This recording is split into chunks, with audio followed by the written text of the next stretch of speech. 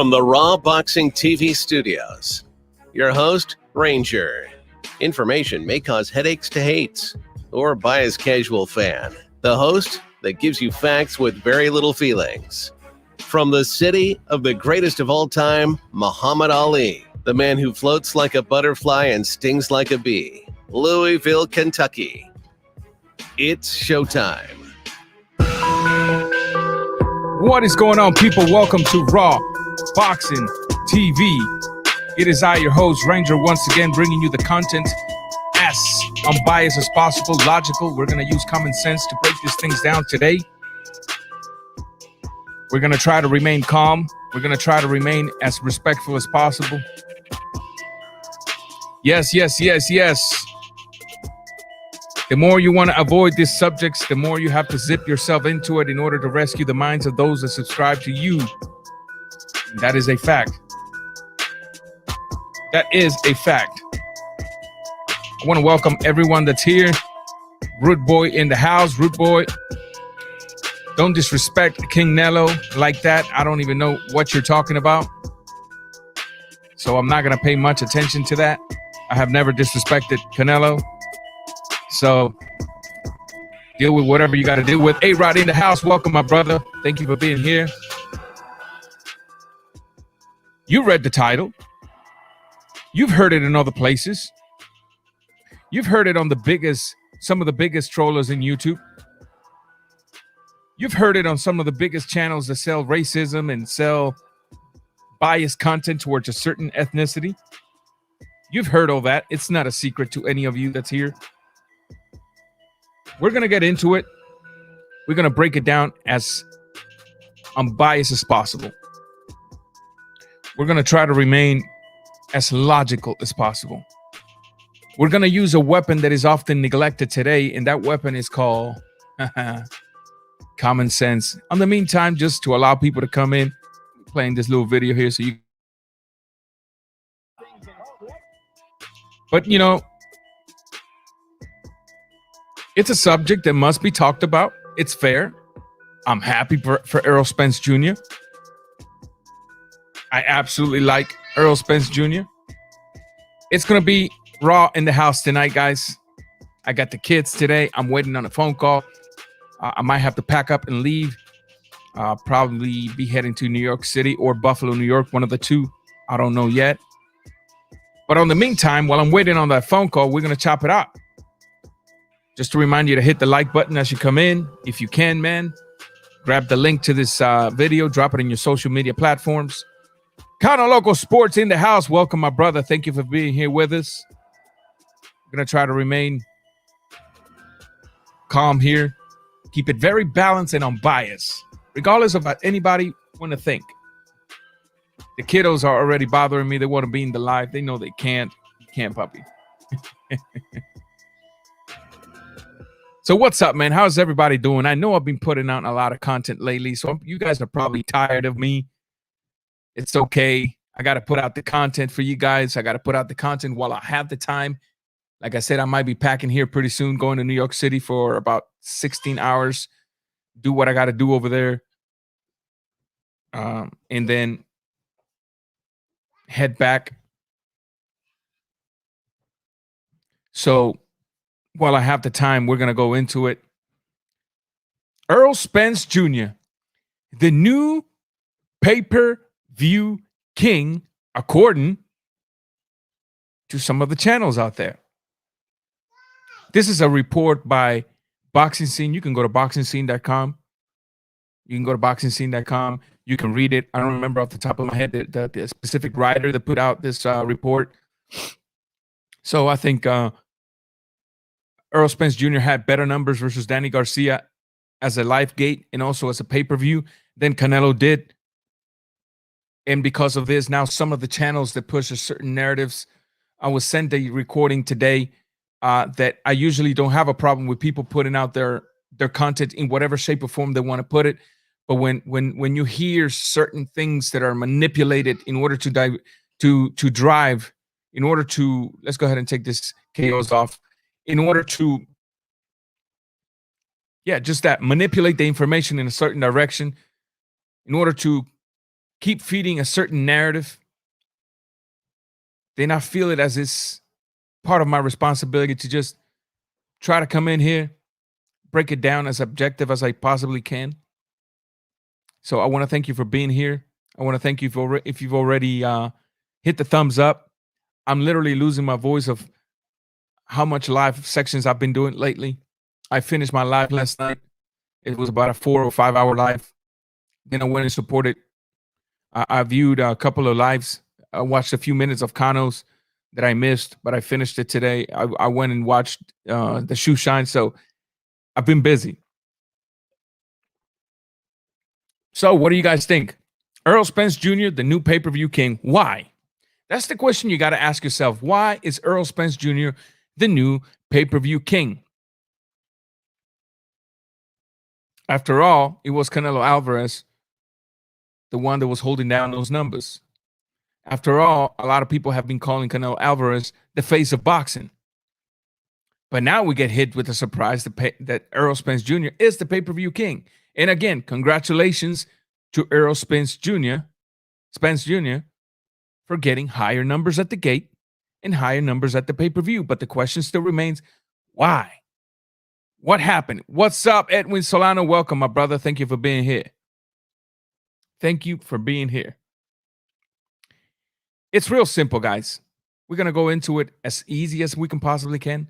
If any of you have a question, feel free to ask it in the channel. I'm going to be dropping the link pretty soon after I share a few of my points. If you disagree with my points, once again, this is an open platform where you will not get disrespected.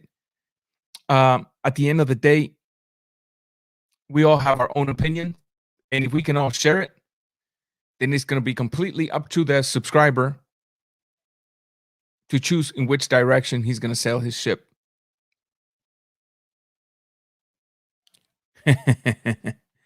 Listen, guys. Errol Spence Jr. versus Danny Swift Garcia did better numbers than Canelo Alvarez versus Smith.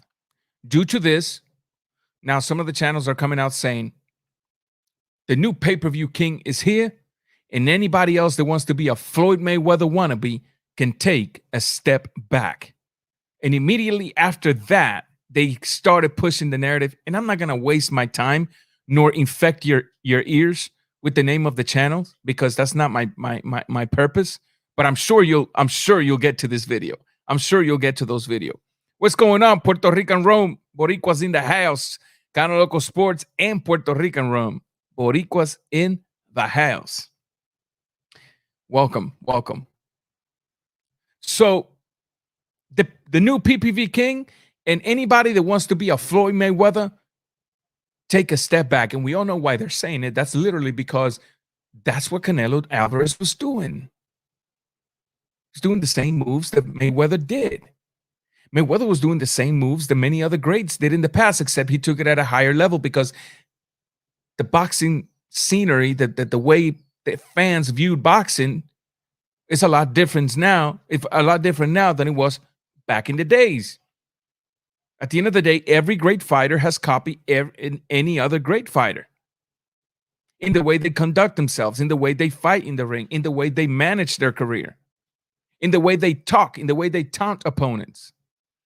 So let's not sit here and act like Mayweather was the creator of anything in the sport of boxing. And yes, I am talking about Floyd Mayweather Jr., my disclaimer, my favorite boxer.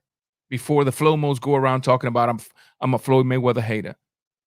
But we got to keep it true. We got to keep it real. We have to keep, hold on. I think I got this green screen stuff activated. Look at my hat, so weird. Give me just a second while I turn this off. There you go. That's better. That's better. So it's no secret. Canelo Alvarez, after fighting Floyd Mayweather,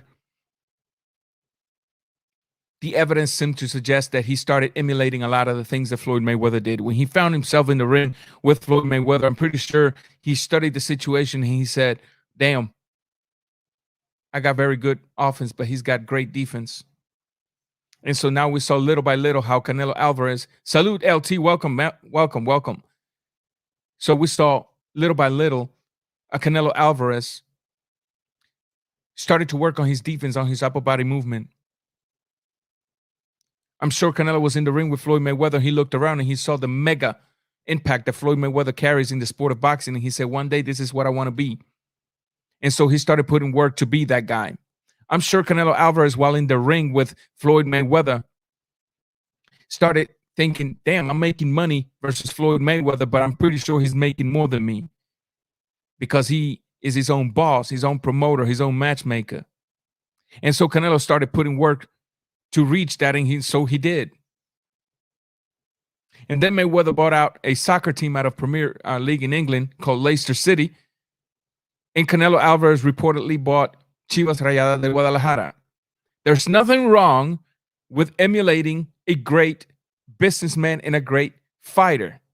And a great fighter and a great businessman like Floyd Mayweather does not own the rights to do whatever you want with your own career in the sport of boxing, whether a certain fighter's career looks very similar to the one of Mayweather or not.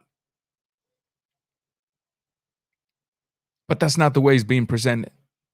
They didn't just came out and said, you know, Canelo Alvarez, we want to congratulations to Canelo Alvarez. He held that spot for many years, but sometimes in boxing things change and now we have a new king. No. The comment was, Canelo Alvarez, anybody that wants to be a Floyd Mayweather, take a step back. The new king is here. You got to love it, man. You can't make this stuff up. You cannot make this stuff. G Funky in the building. Thank you, my brother. You know we're working. You know we're working. Listen, man. Absolutely nothing wrong with emulating another fighter's career. But let's go into the why. Why is it that Spence Jr. now had better numbers, right? As in his last pay-per-view than Canelo did. Just a second. Why is it? There's a lot of things, a lot of factors to consider on this. One of the things is, if you guys remember, Canelo Alvarez versus Callum Smith is a fight that got announced about 4 weeks prior to the fight, maybe a little more. It's a fight that got announced because Canelo Alvarez wasn't even planning on fighting on 2020 because he was on that war with to be released from the contracts, but everything ended. And before 2020 ended, he gave us the Smith fight.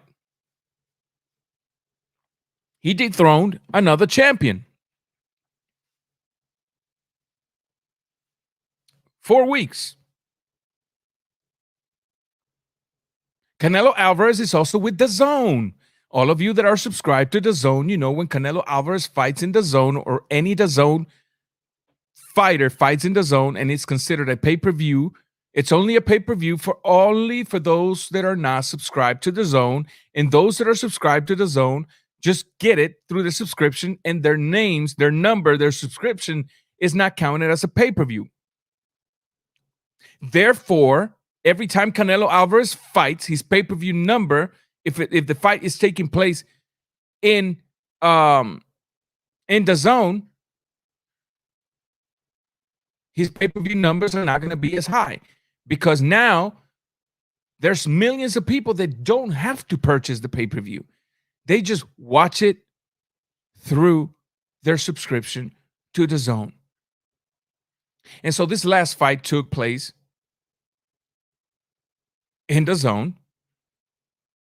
Many people didn't have to buy the pay-per-view because they're subscribed to DAZN. So those that are not subscribed to DAZN actually did pay their pay-per-view. Some of those paid pay-per-views were not straight payouts. They were financed, meaning they were in a 4-month span paid for. Therefore, the pay-per-view cannot be counted until it's fully paid. That is why they're saying that the pay-per-view numbers for Canelo have disappeared. No, they just not finished counting them because it hasn't been 4 months since the last time he fought. And many of those pay-per-views were financed. They gave you that option of a 4-payment period. What happened at the gate? What happened at the gate? The only common sense that I can come up with, the only thing that I can come up with, and their numbers at the gate were not that off. Oh my gosh, it's not like he came in and just blew the water, like, oh, he had 7,000 over Canelo or anything like that. No. Absolutely nothing like that. But what happened?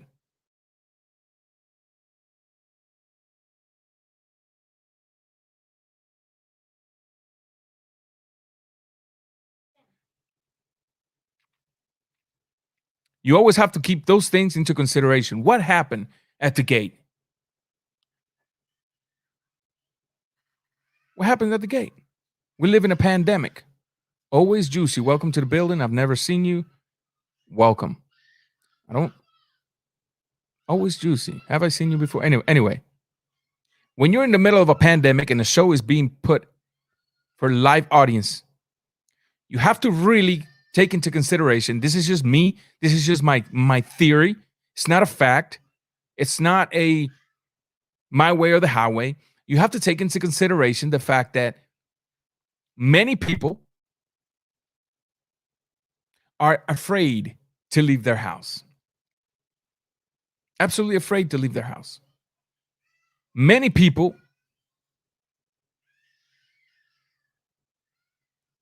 just won't take the chance of going to a venue that isn't closed with thousands of people in there shouting, screaming. They are not going to take the chance of going over there and possibly getting infected with a virus that is doing whatever the COVID is doing. So when you take that into consideration, then that can make up as to why the imbalance in numbers. And it's not going to change. It's not going to change.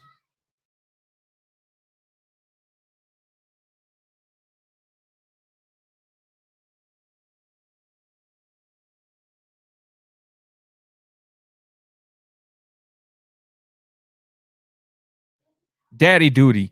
They can't wait. As long as the pandemic is here, as long as the restrictions are here, you're going to have imbalances in numbers. That's never going to change. Ever. Canelo might defeat his own numbers. He might do good with he might even do better numbers with Yildirim. Now you tell me who was a better fight, Yildirim or Smith?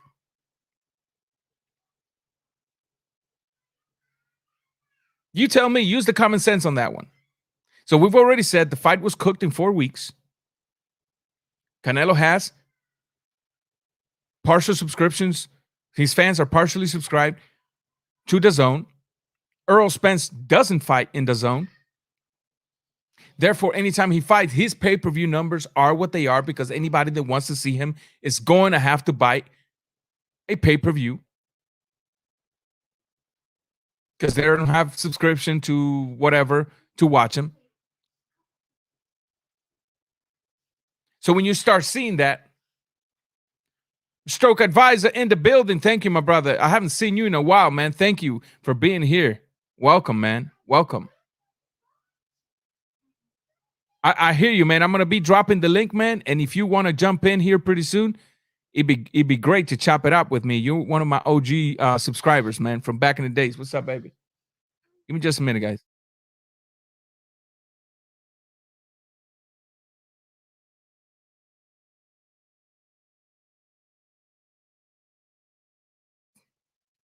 I'm going to be dropping the link here pretty soon, guys. And then you guys can call in. So anybody that wants to watch Errol Spence Jr. does not have to or is not a member of any subscription. They're forced to buy a pay-per-view number. So therefore, whenever Errol Spence fights, his pay-per-views are what they are in comparison to Canelo. When they both fight, one is getting partial pay-per-view numbers, partial subscriptions registration, and partial numbers that are yet not to be counted because DAZN still gives out, I think, or still going to be giving out those financial plans where you purchase a pay-per-view and you can pay it out in the course of 4 months. So until those numbers are in, the pay-per-views cannot be counted. and the numbers were not that off. But why is it that still Garcia versus Spence produced more people than Canelo versus Smith? When Canelo, the biggest face in boxing, was facing the best guy at 168 pounds, why is it that the numbers were still low? We've already covered some of the reasons, but the other reason that some of those troll channels, some of those hater channels that use race baiting to push their narratives, and it's very unfortunate because boxing, only two colors in boxing, red corner and blue corner. If you remember when Spence was supposed to fight Danny Garcia, there was the big suspense of, wow, this kid is coming out of a horrible, horrible accident that nearly took his life. And he's going to fight Danny Garcia. What is he thinking? Is he crazy? He's going to damage his career. This is a horrible move. Horrible move. The boxing world was caught up in the mix. I had questions. Everybody had questions. So have you ever heard this saying called the curiosity killed the cat? There was many cats that were killed the night of that fight because we went and bought it because of the curiosity. Not only that, the fight also had a lot more cooking time than the Canelo did because I think they were supposed to fight first. It got postponed and then they stretched it out to when they did fight. And so that gives time for people to hear about the fight and tune in to watch the fight. So therefore, the fight had longer time to cook. The fight has no subscription basis. It's all pay-per-view, straight pay-per-view sales. And at the end of the day, Errol Spence was a hometown guy. Canelo is not from Texas. Smith is not from Texas. But there's a lot of Mexicans in Texas. I don't give a damn. They're not from there anyway. Canelo is not from there anyway. Smith is not from there. The homeboy, the one that was coming in with a story of nearly losing his life, that one was coming to put it all on the line against a fighter that we have been seeing with a good right hand, good counterpuncher, and people took all of that into consideration. And all of a sudden, they were like, dang, what's going to happen here, man? This is a horrible move by Spence. Why is he doing this? Man, he should have fought a stepping stone and then fought Danny Garcia. But no. All credit to Spence Jr. The brother went straight for Danny Garcia and made work of him. Just made work of him. Made very easy work of him. When you take all of these things into consideration, then you can start connecting the dots. And then you'll start seeing that, no, Errol Spence is the pay-per-view king for this fight, but it may not necessarily mean that he is the current, maintaining, and continuing pay-per-view king for the rest of the year. We still have to see, when given time for a fight to cook, what the numbers are going to be. And last I checked, as one of the people in the chat here stated, here it is.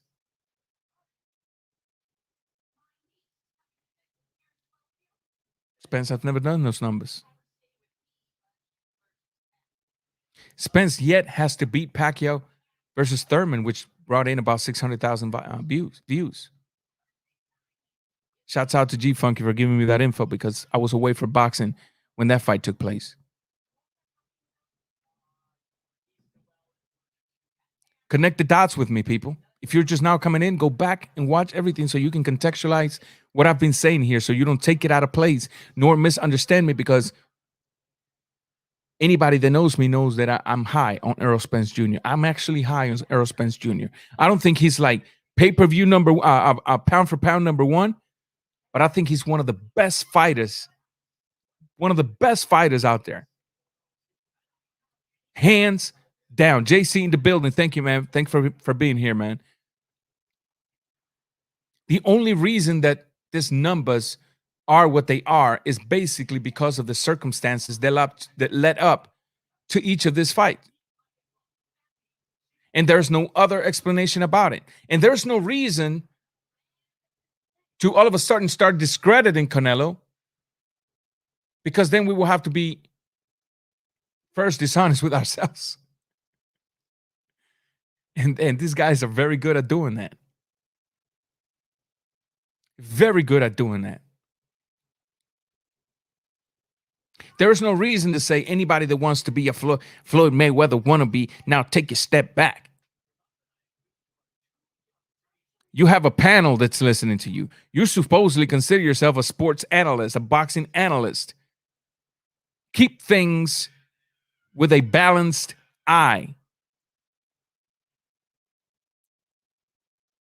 Every time you guys open your mouth to speak about any of these Latino fighters that are doing good, you do so in a way that all you want to do is troll and attack and diminish, but you follow it up with, now don't get me wrong, I absolutely like this fighter.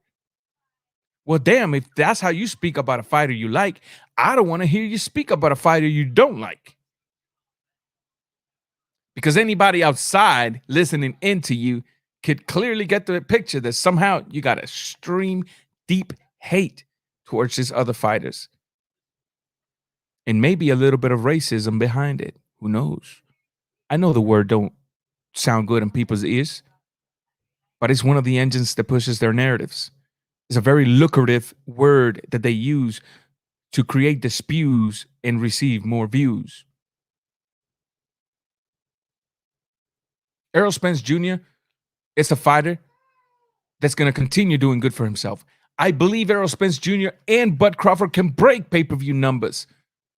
They could probably reach 1 million each, even though that individually they're not pay-per-view stars in the sense of breaking 1 million, but the world of boxing wants to see these two fighters go at it. Therefore, the minute it happens, I can almost guarantee you if they don't hit 1 million, they're going to hit at least 700,000 or 800,000 for a fact.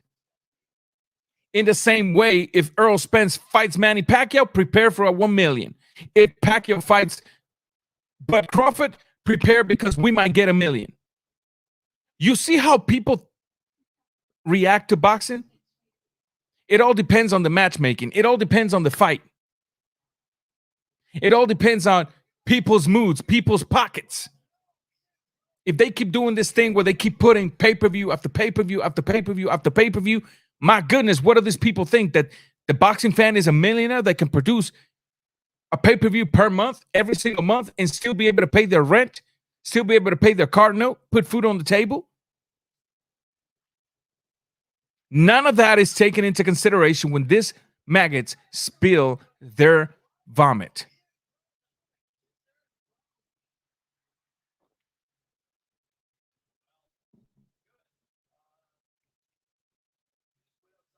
That's just the truth. If you disagree with me, there's the link. Feel free to come in here, share your point of view, because I'm not a guy that's going to disrespect you. I'm not a guy that's my way or the highway. That's not the type of channel this is.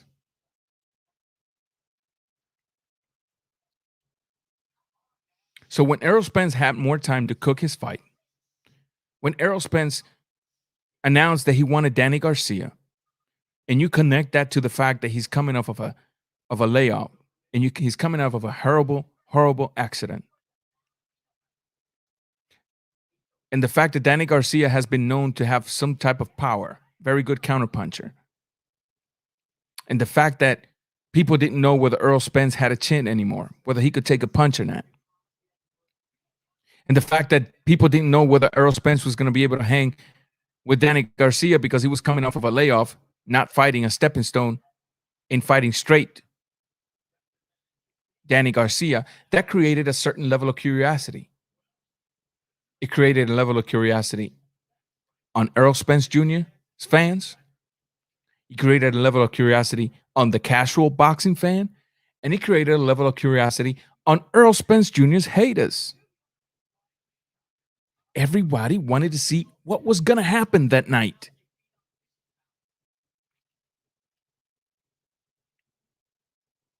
The fight gets postponed, an extension. That extension allows more people to hear about the fight, to anticipate the fight. The fight happens and the numbers are what they are. Common sense, logic, unbiased, without diminishing any other fighter. Telling it like it is, without fear, whether you want to leave my video or unsubscribe to me. Canelo Smith, what happens? Canelo is fighting a legal battle. Doesn't even know if he's going to fight in 2020. The fight ends towards the end of the year. He sees that he's still got a little bit of time left. He schedules the fight within 4 weeks or a little over 4 weeks. Not enough time to build a mega fight, but they did it anyway. The fight happened and the numbers were what they were.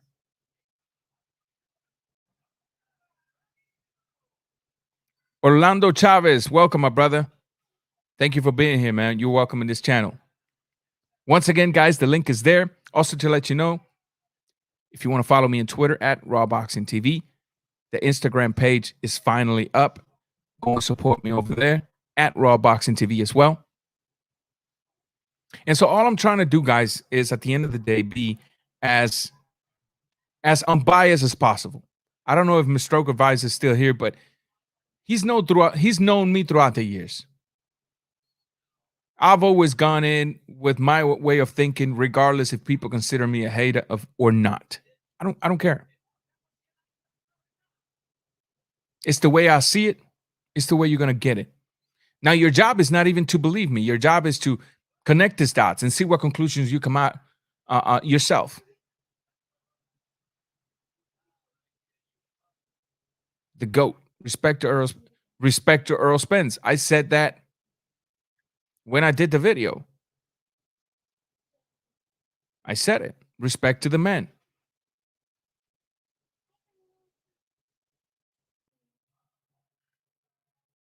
At the end of the day, man, we can't sit here and just keep spreading these nasty narratives. Every time I tune into one of these channels or anytime I receive an audio from one of my subscribers, I have to hear a narrative that instead of bringing unity to the sport of boxing, is creating more division, racial division. And that's just disgusting. Yeah, I get it. You know, we've always had the country battles, you know, Puerto Rico versus Mexico, but I don't think that was ever racist. That was just contextualizing that Puerto Ricans came up with good fighters, Mexicans came up with good fighters, and when they went at it, it brought forth an excellent fight that people enjoyed. And therefore, the name of Puerto Rico versus Mexico rivalry came out. But I don't think that is a racial rivalry. It's just simply context, you know, just simply putting in context that this fighter's Mexican, this one's Puerto Rican, they're both good, and when they fight, they give us a hell of a fight.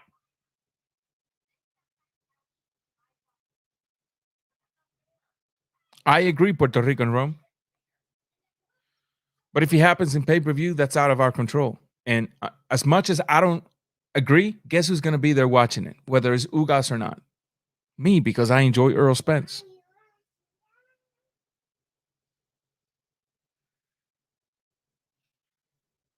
Having two big draws in boxing isn't a bad thing. It isn't. Having a loss or two in boxing isn't a good thing. A good thing either. The problem is the Floyd Mayweather syndrome. Somehow, if your O goes, all of a sudden you're a trash fighter, and it's not the case. People, it's not the case. People, that's not the case. Let's stop. Let's start leaving that aside. Let's start dusting that out of our mind. The grades have lost. Every single great went on through their career without fighting another great. And it doesn't necessarily mean that it was a duck. Did Mayweather fought Margarito? Drop it in the comment. Did Mayweather fought Margarito?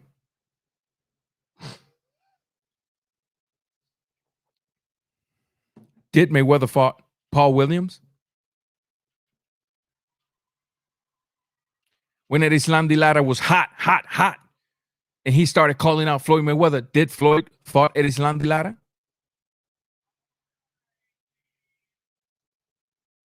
Can we say Floyd ducked all of these guys? Some people can say it. I'm not going to say it. Because there's many things under the table that we just don't know. We just don't know. And because I don't know, and I can't present it to you guys with factual evidence that proves the point beyond a reasonable doubt, I'm not going to.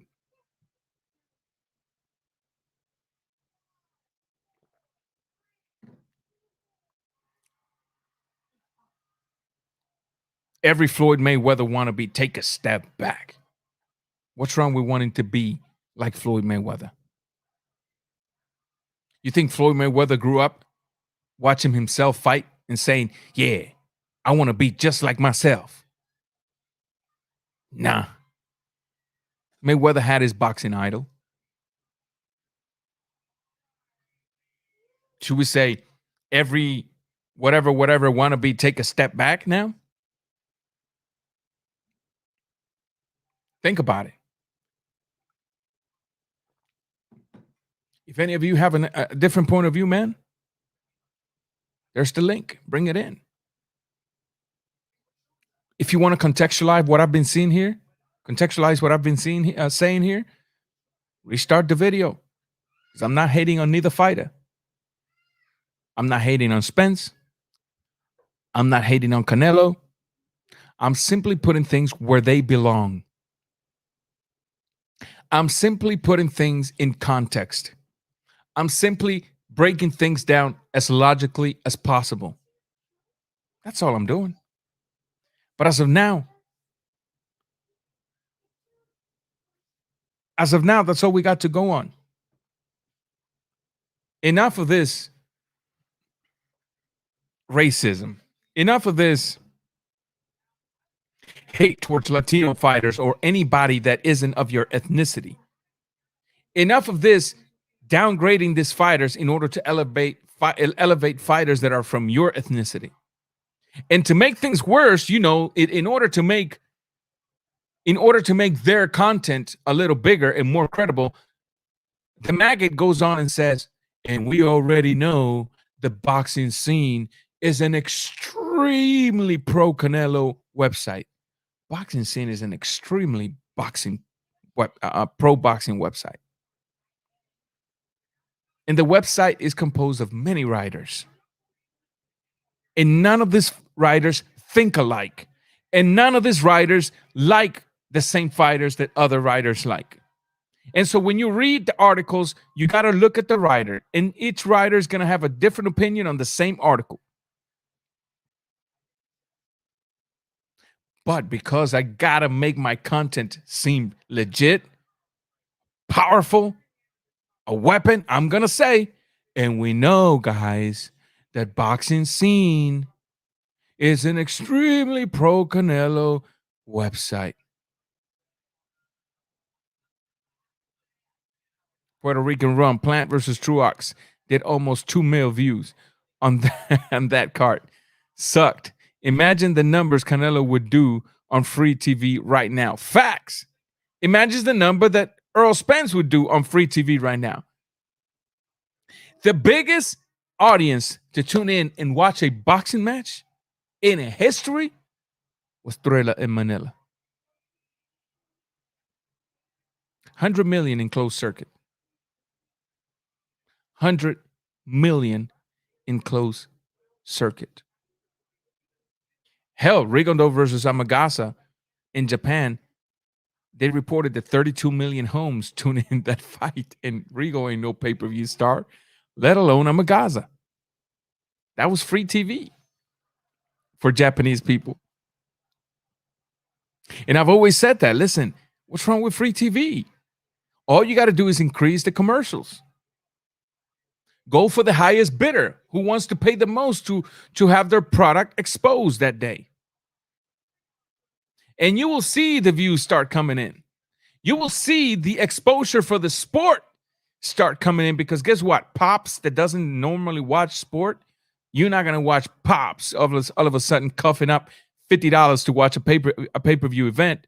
But if Pops comes in from work one day and he's tired and he grabs a beer, a sweet tea, or whatever he drinks, and a bag of chips and sits on his couch, and as he's flipping through the channel, he happens to stumble into a boxing match, Pops might find it entertaining and he might stay. Pops might find it entertaining and he might stay. Some single girl might be flipping through the channels and she might see Ryan Garcia or Spence or Charlos or Canelo, and she might be like, damn, that guy's hot. Let me see what it's all about. She might stay. Free TV is not necessarily bad. Free TV, the word free doesn't necessarily translate literally to free, because yes, we're watching it, but somebody else is paying in the end to expose their product, and everything else generates from there. And the more views they get, the more they get paid. And the more they get paid, the networks feel a little more comfortable putting more money towards just boxing matches. And boxing starts getting the exposure it deserves that it once had. And the sport starts growing again. I know a lot of people feel like boxing is good, but I, in the contrary, feel that boxing is not as good as it needs to be, not as good as it should be, not as good as it, well, I'm not going to say deserve, because boxing has been acting a fool lately. So congratulations to Errol Spence Jr. At least for now, he is the pay-per-view king. He has the highest gate. He has the highest number for now. But that's what I was saying. This is something that needs to be seen throughout the course of a few fights. It's like a fighter that wins a title belt and loses it in his first defense. Yes, he was a champion, but people will never believe or have much credibility on his level of being a champion because he lost it in his first defense. We'll have to see what the gates are for Yildirim versus Canelo. We'll have to see what the numbers are. But then again, like I said, the numbers when it comes to pay-per-view sales are very tricky with that when involving the zone, because not everybody watching that fight is forced to buy a pay-per-view. If you're subscribed to the zone, you can watch it there. None of these people are putting out those facts, because if they put out those facts, then all of a sudden the narrative that they're trying to push through the video crumbles in front of their own face. It comes crashing down, brother. It comes crashing down. It's boxing. These boxers are not your personal friends. They're not your enemy. They're not your family members. There's no need to downgrade them. There's no need to create a racial war where there isn't a racial war. We already got problems, enough problems as it is in society. Leave the sport of boxing clean so that we can decompress when we go to YouTube and watch y'all's videos. When we watch a fight, leave the sport clean so that we can decompress from the BS that happens on the day-to-day social life out there. Every time you flip through a TV channel, somebody's talking about racism. Somebody's talking about this.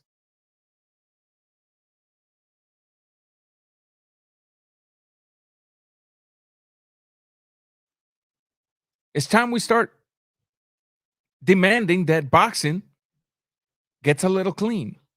It's time you start going through these channels and they're pushing something that you know is trash. Hit the thumbs down and exit immediately.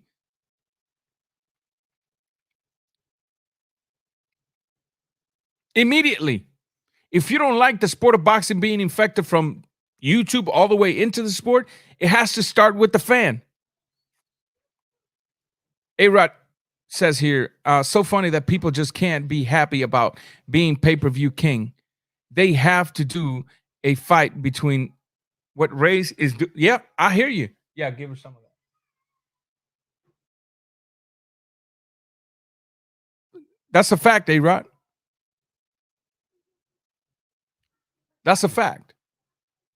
Pacquiao did 500,000 or 600,000 versus Thurman. Spence best numbers are half of that. Another fact. That's why I said earlier, if Pacquiao comes back and Pacquiao fights either Errol or Bud, get ready. Get ready.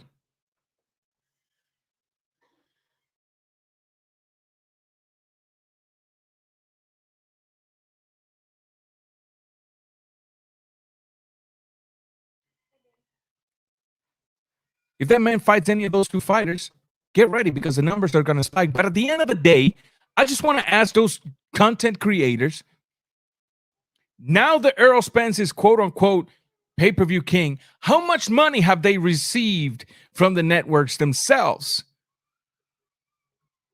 What are the benefits of putting out this nasty narrative? Yeah, pay-per-view king Errol Spence and anybody else take a step back. And black fighters don't need no Latino fighters and none of this crap. Tell me what the benefits are of pushing that nastiness. Other than lying to your people, infecting their heads, using your own skin color to push your narrative, poisoning the minds of your own people, and then talk about, I love my peoples. Maggot and hypocrite. Watch the link. Watch the link right there. You don't agree with me? Let's talk about it.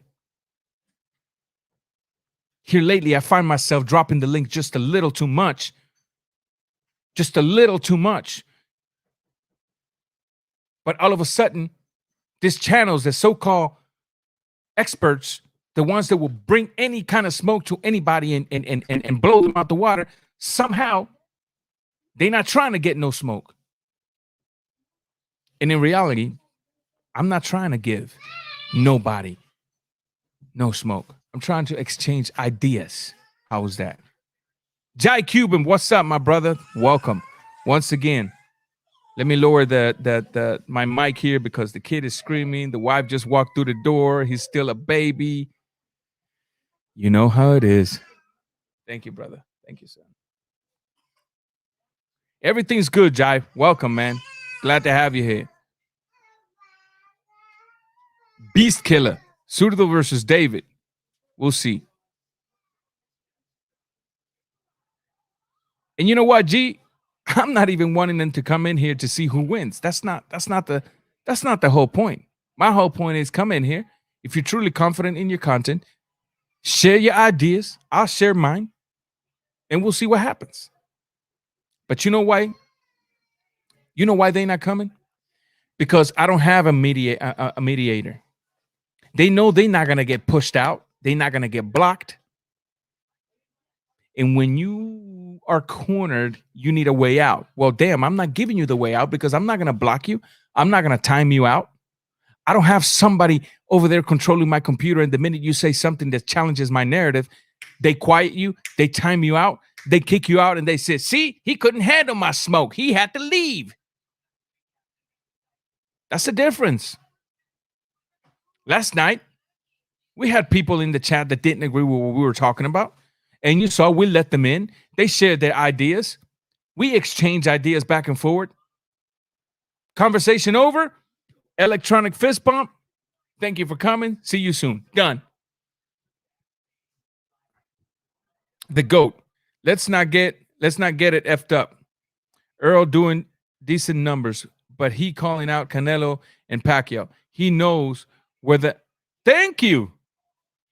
You think if those guys were not pay-per-view cash cows, Spence would be calling them out? Talk to me. Thank you for bringing that point, the GOAT. I'm good, but you guys make me great. Thank you for bringing up that point, GOAT. Thank you. Edwin Solano. The fight Yildirim versus Canelo is in the gates at Guadalajara. Would have bring record-breaking number. Had that fight taken place in Mexico as he was originally planned, it would have destroyed any live gate numbers because Canelo owns the stadium. In Guadalajara, Las Chivas have massive support. Canelo being a local, he would have had massive support. Stop it, man. Another great point from Edwin Solano. As I said, I'm very good at this, but you guys make me great. You guys make me great. A-Rod, they win by trying to talk over you and screaming. Facts. LOL. Facts.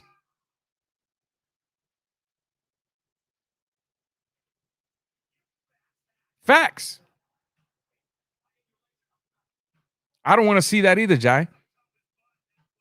Nobody, I don't think I'm happy. I don't think nobody that's truly a boxing fan is happy with the Canelo Yildirim. But this is a guy that was forced in there. Even before Canelo was at 168 pounds, he was already placed as the mandatory.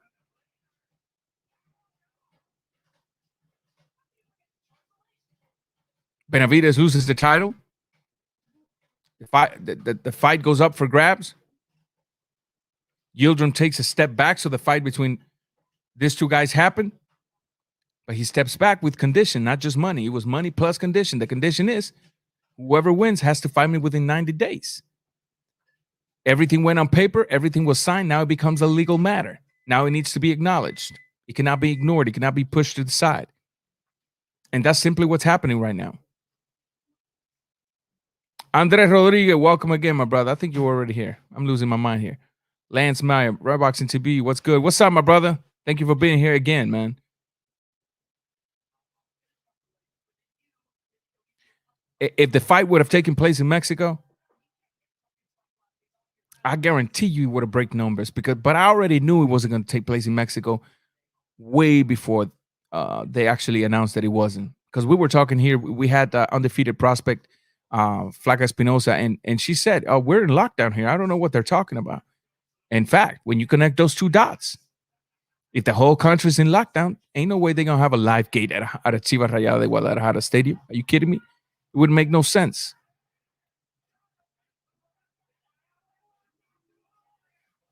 Yeah, they show up, brother. For a fact, on his own channel. Thank you, man. Thanks, Lance.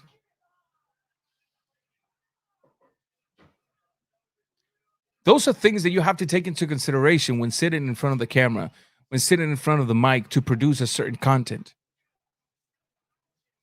You can't just come out here and recklessly put out emotional things one after another and try to shame a certain fighter in order to elevate the fighters that you like just based on skin color and based on ethnicity. That's not the way it should be in boxing. We cannot be bringing that trash in here, into the sport. We cannot allow it. You cannot go around talking about people being biased and you being unbiased when in reality, unbiased is your last name. Bias is your last name. You can't do that. And we're probably going to be ending this live soon because people are quiet today. Nobody's wanting to come in and state a different point or even share their own point of view. And I just needed to clarify that. I just needed to put things in perspective. I just needed to let people know the way things work because there was a lot of things that were left out on those videos to elevate Errol Spence as the pay-per-view king, to make people believe that that's it, it's over. He's the king, he's staying. And there's nothing Canelo did. No. Don't leave out the fact, specifically on the pay-per-view numbers, that when you are dealing with DAZN, not everybody watching your fight is forced to buy a pay-per-view. Don't leave out the fact that when DAZN offers a financial option, the pay-per-view numbers cannot be counted until every single financial purchase is fully paid. Don't leave out also the potential fact or the logical thought or theory that when we're in a pandemic, some days you might have good gate, some days you may not. Don't leave out the fact that Errol Spence was a local home guy from Dallas and Canelo and Smith wasn't. But see, the fact that is that when you leave all of these facts and you just focus on the way they throw in the narrative at you, If you don't know what you're talking about, you're going to believe him.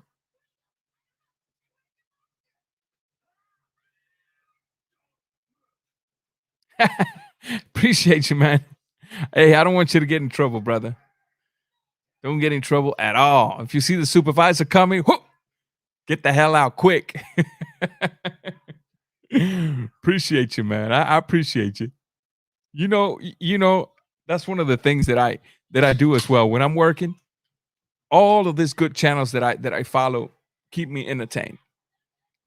Sometimes I'm traveling and I'm like, shoot, I don't feel like listening to music. So I just tune into either watch Kano Loco Sport or G Funky or D Style or Punch or Black and Brown or some of these channels that I'm constantly looking at their content. I just tune in. So I appreciate you, Jai. They did that to their own this morning with Gary Russell Jr. Do you see what I'm saying? You see what I'm saying? Hi, Plo. What's up, brother? Welcome once again. Welcome once again. A little late. You may not catch or contextualize what I've been talking about, but feel free to rewind everything, watch it from the beginning, and you might get it. That's right. Listen to G-Funk. Jab that like button if you're down with HCP. If you're just now coming in, man, hit the like button. Just to remind you, also follow me on Twitter at RawBoxingTV. My Instagram is finally up at RawBoxingTV. You can reach me very easy through Twitter. If you have a question, if you want to see a certain video, if you have a news that you want to share with me, that's the way to do it. I always reply to every single one of my Twitter. I don't ignore them. So, Kike La Bella in the house, all the way from República Dominicana, collaborating with New York City. Guido, dímelo de lo mío.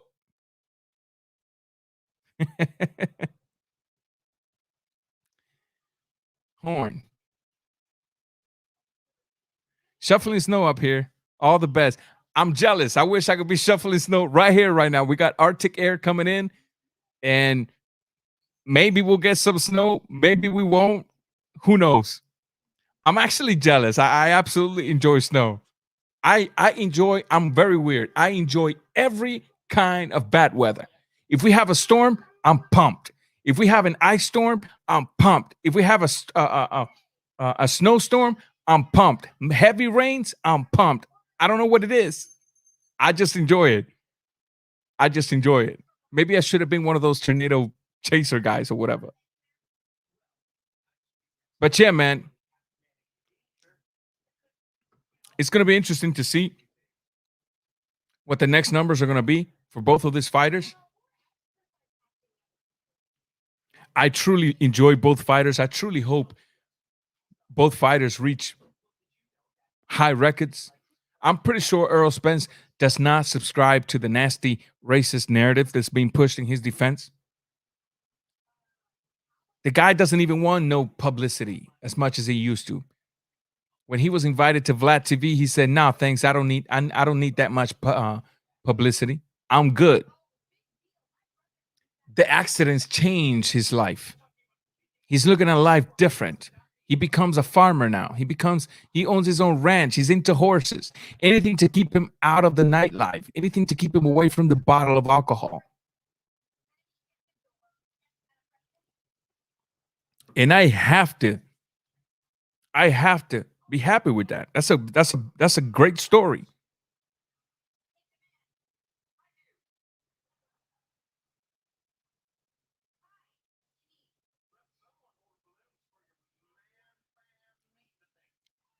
Oh, I know, bruh. I got you. I seen a video, I think yesterday from Moonshine. All that snow over there, bruh. I'm jealous.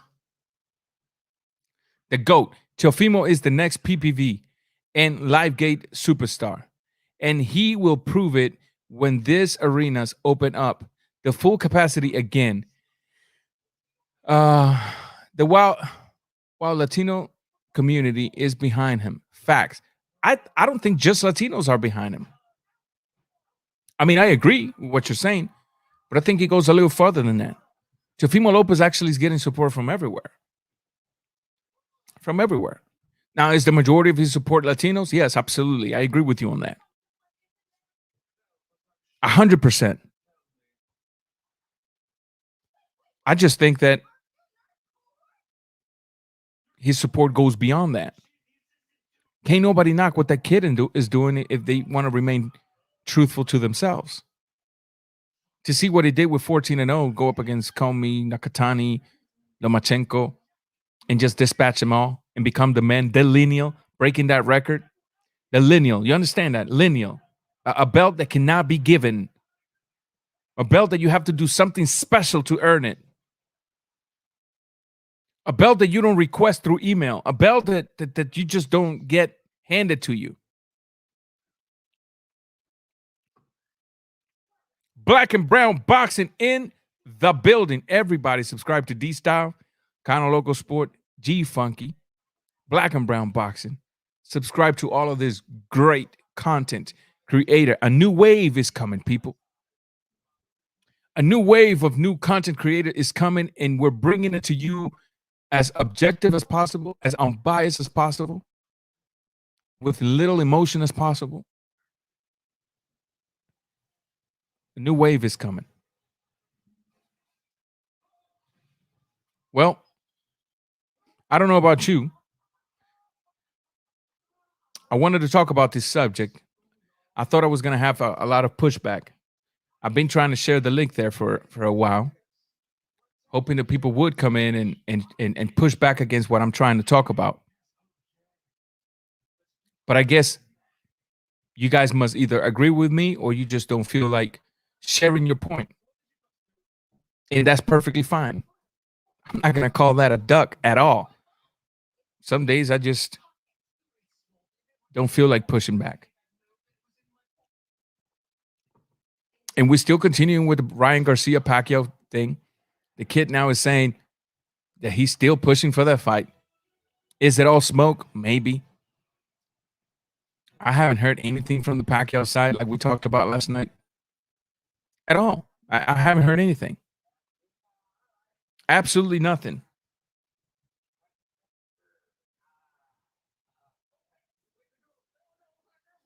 Absolutely nothing. But they're still talking about it. They're still trying to, and I don't like the fight. Don't get me wrong. I don't like the fight, but damn, I'm nasty. Sorry. I don't like the fight. But this is where I might find myself maybe contradicting myself, if that makes any sense. I understand the point of view that the kid is saying. He's saying, I still want to tank Davis fight. I still believe I can knock him out in 2 rounds. I was pushing for that fight, but then I get a phone call with the opportunity to fight Pacquiao, and the stakes went up, and I went that way. Yes, I understand it, but I still don't like it. I have not, but I'll check him out now that you told me. There's plenty of them. There's plenty of them out there, especially in South America right now. They're just building themselves a record in order to come in with a working visa. But there's plenty of them coming up. Ooh, there's a guy at 154 pounds right now living in Nogales, Mexico. Oof, oof, oof. When you see that guy come in, oof. Like I said, I'm bringing people in as they come in. Y'all just be patient with a brother. Be patient and you'll see it. New wave. I like that, Ranger. Thank you, sir. That's a fact, though. That's a literal fact. Because you look at all of these channels that are willing to publicly speak against the nasty narrative that's being pushed by some of the giants in the YTBC, and just speaking without fear. And I'm no better than anybody, but since I came back, you've seen the kind of work I've been putting. I ain't got to tell you. The paper receipt, the electronic receipts is there. And I'm not doing it on my own. And that's the thing I'm liking, because I get help from everybody. From everybody. Andres Rodriguez. There's a few fighters out there that can can and probably will attract lots of new fans to the sport. Tio and Inoue.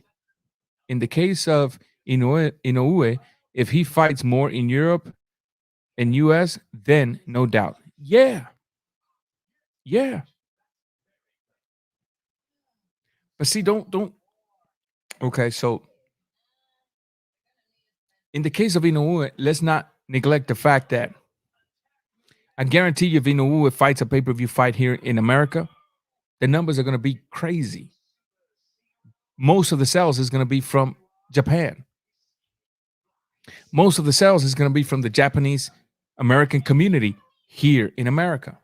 Same thing with Kazuto Ioka. If Kazuto Ioka does makes that move that he wants to make, moving up to 118 pounds to challenge himself for a fifth division world championship against the monster Naoya Inoue, and they make that a pay-per-view in America like he wants to, expect the numbers to be ridiculously high. Ridiculously high.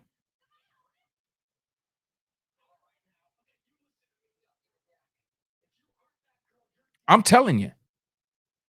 There's the link, James.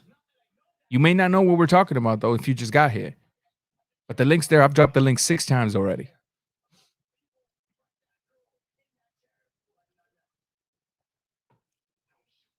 If those two fighters fight in America, I guarantee you, the Japanese American community is going to get behind them. Any kind of Japanese community throughout the world, even in South America, is going to get behind it. And the Japanese in Japan is going to get behind it. Expect that, because we're not talking about two chumps here. We're not talking about two low-level, mid-level opposition fighters. We're talking about two monsters. Kazuto Ioka versus Naoya Inoue might break numbers if it happens. It might.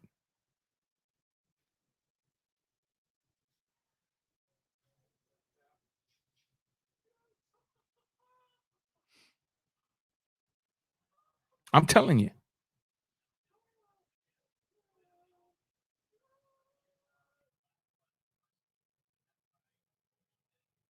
The narratives have gone wild. Crucito G, welcome. I don't think I remember you. Maybe you've changed the name. Maybe you eliminated your avatar, but welcome. We're just chopping it up. I'm about to end this live. And hopefully you guys have a great rest of the day.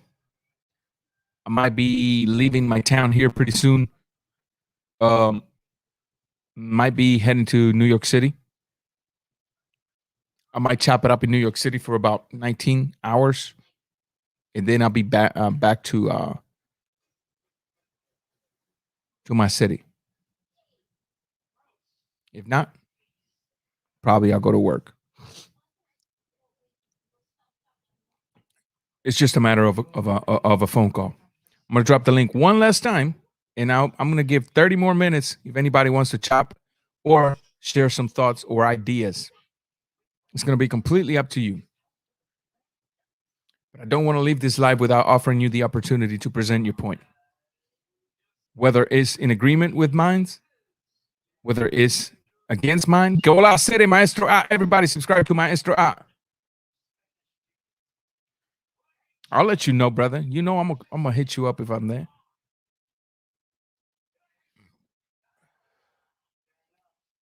For those that are just now coming in, if you're trying to contextualize what I'm saying, if you want to put things in context, I advise you just go back and rewind the whole thing. It's not a long life.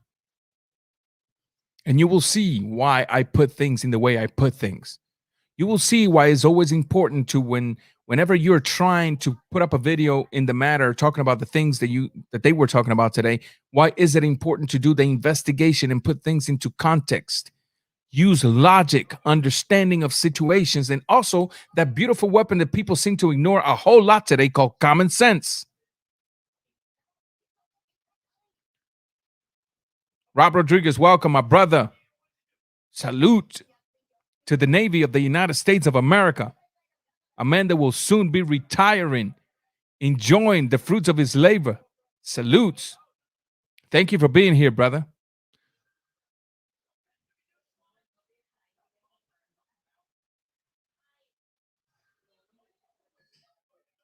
I agree with you with Canelo making more money and all that, but I also I'm gonna be honest with you. I've never taken a lot of interest on investigating who's making who and why. It's because it's of no good to me. You know, I'm more focused on on breaking down fights, breaking down fighters, um, debunking certain narratives, um, things of that nature. You know, but if I was to tell you, man, then I will have to lie to you and make up a number, and that's never gonna be me.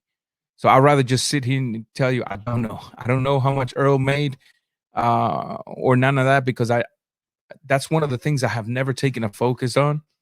Like if you go back in my channel all the way back to 2008, you'll never see me making a video of such and such is making $25 million, and it's because it just maybe I'm just weird, but it doesn't catch my attention. I'm not the type of guy. I'll tell you what. I'm not the type of guy. I don't even like when I see fighters bling blinging and showboating what they got. I just don't. So, but you. I mean, you can certainly Google that, man. I just don't want to lie to you and just create a number just to satisfy the question in front of my people here. You know, I just don't know, man. I got to keep it real with you. The market share Canelo have, maybe only AJ have also. Those two are miles ahead of everybody coming. That I do agree. Even though I don't know numbers specifically, I do agree because I have been told by people from England when AJ fights in England before the pandemic, the police even have to redirect traffic, shut down entire squares to be able to handle the amounts of people that were going in to watch AJ fight. So I have to agree with that one right there. I have to agree with that one right there. And can you imagine if Canelo fights in Mexico now with the status that he has now? Because Canelo hasn't fought in Mexico since 2011 or 2013, something like that. Can you imagine if the man says, you know what, I'm dropping a fight now and it's actually allowed and we got no COVID or nothing like that? Can you imagine the number? G Funk in the building. Subscribe to G Funky. Don't forget that Hispanic Causing Panic podcast is tonight on D Styles channel at 9 p.m. Eastern Standard Time, 6 p.m. Pacific. That is correct, people. Go out there and show your support. Like I said, anytime that I allow something like that in here is because the channel is good. If I see any other channel that's a narrative pusher, you know, implementing a little advertisement here, man, I get them out immediately. I am not trying to poison my subscribers' heads. I don't want that. I want my subscribers to not even believe a single word that I tell them. I want my subscribers that every time I tell them that Coke has a red can, don't believe me, even if you're seeing it, because I might electronically be manipulating the color. Go and investigate yourself if in fact true that Coke has a red can. That's going to make me feel good because it's the more you do, the more of an investigation you do, the smarter you become. The less dumber you become, the less susceptible to be lied to you become. So trust me when I tell you. Hypo in the building. What's up, brother? What's going on, man? How are you? I'm doing okay. About yourself, brother? I'm good. I'm good. I only have a couple minutes, but I wanted to jump in real quick and say I agree with your point because what Canelo did was he forsaked his own status as the pay-per-view king by taking all that upfront money from DAZN and having all these fights on DAZN. But I would say, had he not gone to DAZN and he had those same fights on pay-per-view, that he would be far ahead of Errol Spence. Like if he fought Golovkin Or Golovkin, yeah, or Kovalev or any of those guys on pay-per-view, those numbers would dwarf Spence's pay-per-view numbers, which are not that good. And that is correct. I agree with you. But that's what I was saying, man. Some of these channels are talking nonsense and they're leaving that very important aspect out because if they were to share that, the very narrative they're trying to push will crumble in front of their own fans or followers. or Yeah, subscribers. but he took that big upfront chunk of money, knowing like that's probably about how much he would make from his pay-per-view sales, for all those fights. And he just said, "Hey, why not take it up front? Try this new platform." Personally, I never liked DAZN. I'm not a big DAZN guy, but they gave him like an offer he couldn't refuse, man. But I mean, as far as between him and Spence, yeah, I'd say Spence is making more money on pay-per-view, obviously, because Canelo isn't fighting on pay-per-view, but there are other guys like Pacquiao and Joshua who I would put above Spence in terms of pay-per-view. Yeah. But let's take it back real quick. Something you just said. You just said that Errol Spence is making more money than Canelo on pay-per-view. And that might not even be the case, even with the lack of numbers, because if you look at the numbers, they weren't that far off. Remember, the problem here we're having, man, is that DAZN offers pay-per-view to those that are not subscribed to them, but they're also offering that financial. But that's only in the last couple fights. Yeah, They but didn't it's always being have done that. now. But it's Yeah. they're doing it now. It was done for the last fight. Right. And so all of that taken into consideration, it might have a bit to do with the imbalances in number. Yeah, don't get me wrong. Spence is making some bag. He is bringing in that cheddar, but just. I'm not saying he's making more money. I'm saying he's okay. making more specifically on pay-per-view. Gotcha. Okay, because I thought I heard the other way. Okay. Yeah. But I'm all good. That's all I wanted to say. And good show, brother. man. Appreciate you for coming by, man. All right, no problem. Later. You good, brother. Let's see, Rob Rodriguez. I appreciate the shout out. I'm not like that either. This athlete's purse don't end up in my bank account. I've just been seeing the narrative that Errol Spence Jr. outselling Canelo and being the cash cow all day. See? Even if Errol Spence Jr. is outselling Canelo, his cash flow is not as much as Canelo. And trust me, that's a subject I don't really care for because, as the man just clearly stated it, none of it comes to my pocket. I don't care. But common sense, numbers don't lie. Like my man IBFP says, men lie, women lie, but the facts don't lie. I'm going to fix that a little bit and say, in this situation, numbers don't lie. Knockout Boxing 86 TV. Oh, you were here last night. Welcome, man. Thank you for being here again. Canelo will start selling good instantly once he starts fighting better competition. That's hurting his sales more than anything else. And I completely disagree with you. Feel free to come in and we'll chop it up. There's the link. I've dropped it 7 times.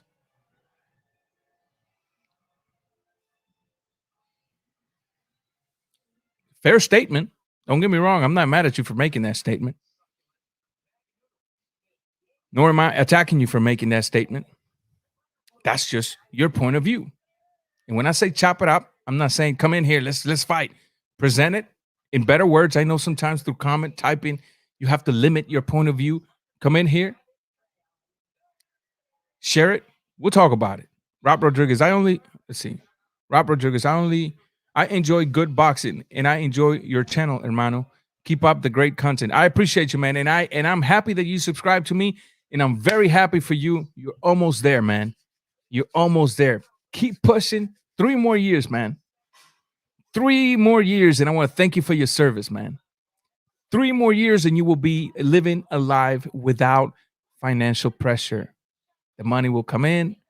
You can choose to find another job or simply just chill every day at home. You will enjoy the fruits of your 20 years labor for this country. I'm just very happy that you're here.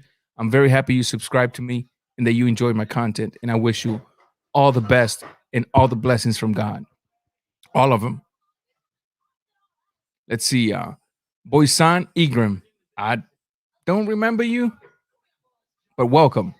Let's be honest. Canelo really overrated. He He mainly goes for the points.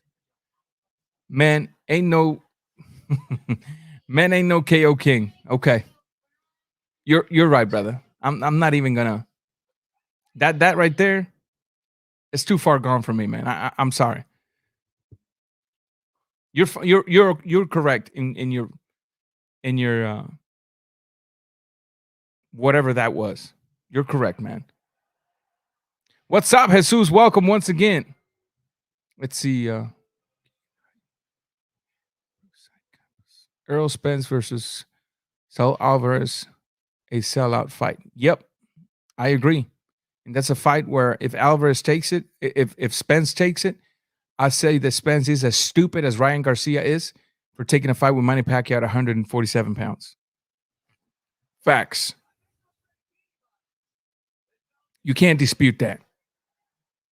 If you're one of those that think, oh, Errol Spence is going to come in and just dominate Canelo, stop it. And this got nothing to do with Canelo being better than Spence. It's got all in all to do with Spence making that big of a jump and fighting a man that's already used to fighting 160, 168, 175, coming back to 168. It will be a ridiculous move. It's got nothing to do with skills.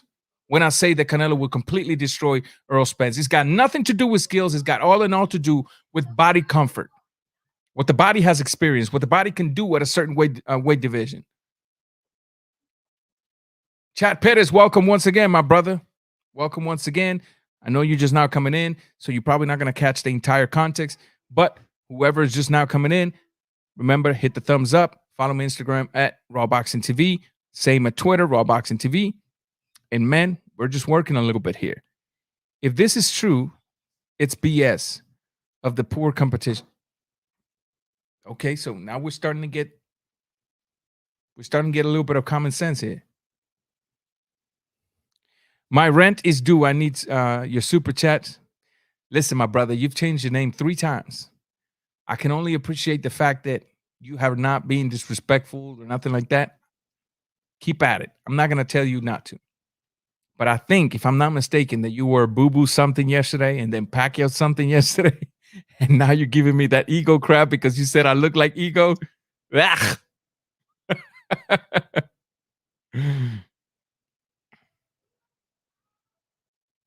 Some people not liking that fight. I personally like that fight. Jake Humans. Canelo would KO Spence. Yeah, true. I'll bet 10K Canelo beats everybody. Maybe. Canelo would outbox Errol. He's too slow. Fair assessment as well. Crawford would work Spence too. Yes, but it will be a much closer fight than people are thinking. Trust me when I tell you, because Errol might be slow when it comes to hand speed, but he's not a slow starter when it comes to implementing action. With Errol not being a low level of position, if Crawford allows him to start as he does with every single opponent up until the 4th, 5th round, that by the time Crawford tries to implement his game, he might be too late, because Crawford should not be thinking that Errol Spence is just going to stay there and allow himself to get hit all night. So, yeah, it's a fair assessment, but there's a lot of things to break down in the fight. If the fight happens, I'm going to break the entire fight. I'm going to break both fighters, what they do good, what they do bad, and what I see as a matchmaking in my head. As the match takes place in my head, I will share with you what I think is going to happen that day. Errol Spence has a warrior heart, correct. His technique is lacking, but trust me, he's hungry. I agree. Nobody here, I agree, my brother. Nobody here, especially me, has bashed Errol. I'm a fan of Errol. What we're bashing is the narrative being pushed. Trust me when I tell you I'm a fan of Errol. People that have been subscribed to me for ages can tell you I am a fan of every boxer there is. The slick ones, the one that don't have a knockout, the one. Now, that's not to say that I'm entertained by all of their fights, but I am in appreciation when I see the sweet science being implemented inside the ring. I am in appreciation to that. It's food for my eyes because I love the sport. I've seen it. And when I see it get implemented, I appreciate it. So, yeah, Rob, Canelo out here sparring a heavyweight in Frank Sanchez, but Errol Spence gonna KO Canelo. Facts. You heard it from Frank Sanchez when I had him over here on the live the other day. Because people, I think it was A-Rod that asked him, yo, I want to know what's up with Canelo because I seen that you hit him with a left hook that you almost detached his head. What's up with that? And Frank said, listen, when I spar with Canelo, I don't go soft. I hit him with everything I got, and he's able to take it and come back. He's a very difficult fighter. And if you ask me, I don't see nobody in his weight division being able to beat him. Not me. I didn't say that. It came out of the mouth of the heavyweight that lands leather on Canelo at will and with all of his might. It didn't come out of me. Trust me. So this comment is very fair. To assume that Errol Spence is just going to come in and knock Canelo out is stupid. Remember when people used to say GGG is going to kill him? That man stood there and took everything GGG had to offer and then some. Didn't even wobble. But GGG was too old. Whatever.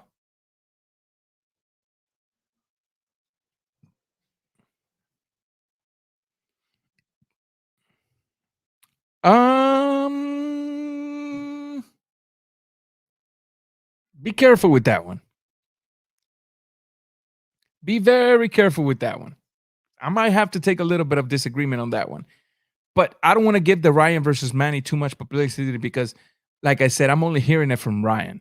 I haven't heard anything from Pacquiao. But that's something that you can hold me up to that. And we'll talk about it later. Andres Rodriguez. So no one is deserving number one in the division if one is not a KO artist. Damn. Willie Pep, one of the greatest of all time. Whitaker. Ricardo, correct. Sweet Pea was one of the greatest. That's why, but see, Rodriguez, that's the reason I appreciate every boxer, whether a knockout artist or not. And don't get me wrong, that doesn't mean every boxer is, I just appreciate the fact when it comes to everybody in the ring, I appreciate the fact that they had the fortitude to lace the gloves up and get in there. But then when it comes to their fight style, if I see an excellent boxer, a slickster, even if they're not a knockout artist, I'm high on them. I can always appreciate that. I can always appreciate that because I can sit with my brother-in-law and tell him, look at what this guy does. You know why he's doing this? Now watch what he's going to do next. Boom. You see why he did that? This is some of the things that you can do to counter that if one day you face an opponent like that. You see, it's helping me help others. It's helping me help you guys when I see fights like that. It doesn't necessarily have to be knockout after knockout after knockout after knockout, because that's the case. Then Mayweather was never the man. Mayweather Jr. knocked people out while he was pretty, but then he started having all those chronic illnesses in his knuckles and his hands, and the knockouts, bye-bye. Yet somehow he was still the cash cow. He was still the pay-per-view king. He was still the number one guy. Matter of fact, he comes back from retirement and he moves everybody to the side. Guarantee you that. No discussion on that. Without needing knockouts.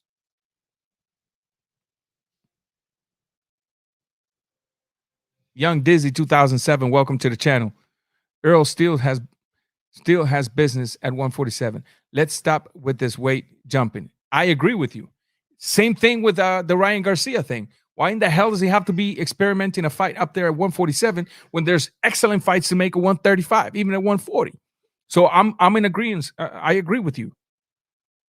100%. I agree with you. And G Funky agrees with you as well.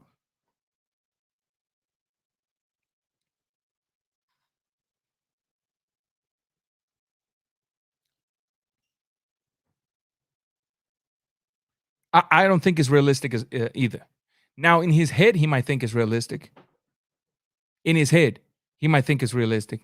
But I just don't see it being translated to a real fight, man. Because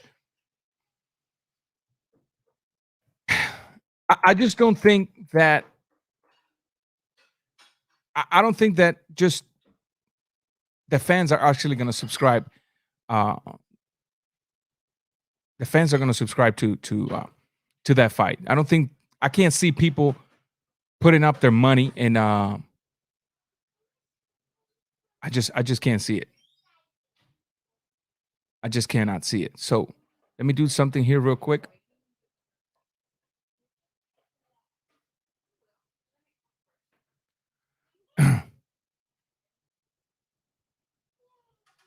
I'm gonna leave you with this for just a minute. I gotta head out to men's best friend, the toilet, and empty the septic tank. Enjoy while I'm back.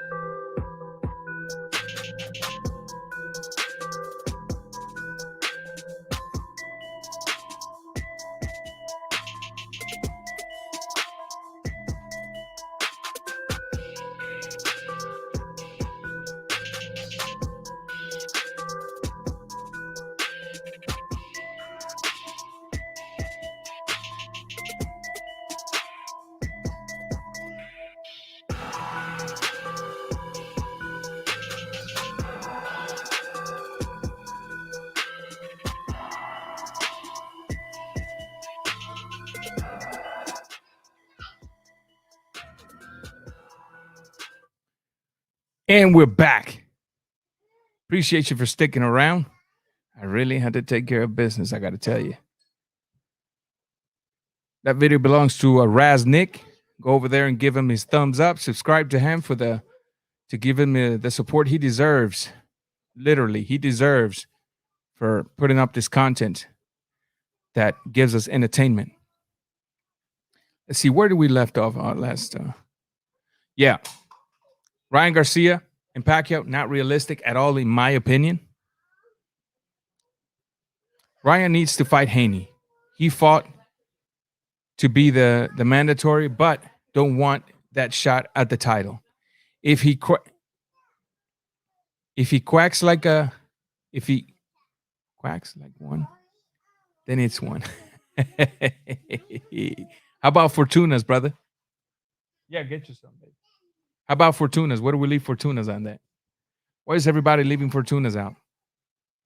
Doesn't Fortuna deserve to be mentioned? He's also mandatory. He's also done what it takes to place himself as a mandatory. Why is David Haney not calling out Fortunas? Because Samson already agreed to the terms. I mean, I agree with your comment. It's hard to understand Ryan Garcia's mentality right now and his team's mentality, because say that he doesn't fight. Say that you and I disagree. He doesn't need to fight. No, dang, David Haney. But he does need to fight at Tank Davis. He does need to fight at Teofimo Lopez. I would love to see him up against Nakatani. I would love to see him up against Salinares. Those are credible, dangerous opponents still. Fortuna should not be left out. He's also a mandatory. Let's not forget that. The GOAT, Jermel Charlo, can KO Benavidez, in my opinion. Maybe. Or Benavidez can knock him out. We don't know how his body's going to react up there. We don't know fight night if he's going to be able to handle the rehydration weight. Benavidez is going to be comfortable in his zone. So I don't know. I don't think so, bro. But this is a sport of we just never know. Chad Pettis disagrees with the GOAT. I doubt Charlo will KO Benavidez. Jai Cuba disagrees with the GOAT. Chad Pettis, he doesn't have enough ton of output. I have to agree with Chad Pettis. A-Rod in the building. Look, A-Rod, so you don't make fun of my glasses or my cups today. Look, I don't have a mason jar. Today I'm not a Latino. Today I'm an American today. Today I'm an American. He said, I'm a true Latino because I was drinking water out of a mason jar. Benavides beats Charlo. Very good possibility of that happening. I can see myself a little more comfortable with that one than the other way around. The GOAT. Jamal has, guys, here's the link. Let's talk about it. Come on. You know, in here, nobody gets disrespected. This is food for everybody. There's the link. Let's come in.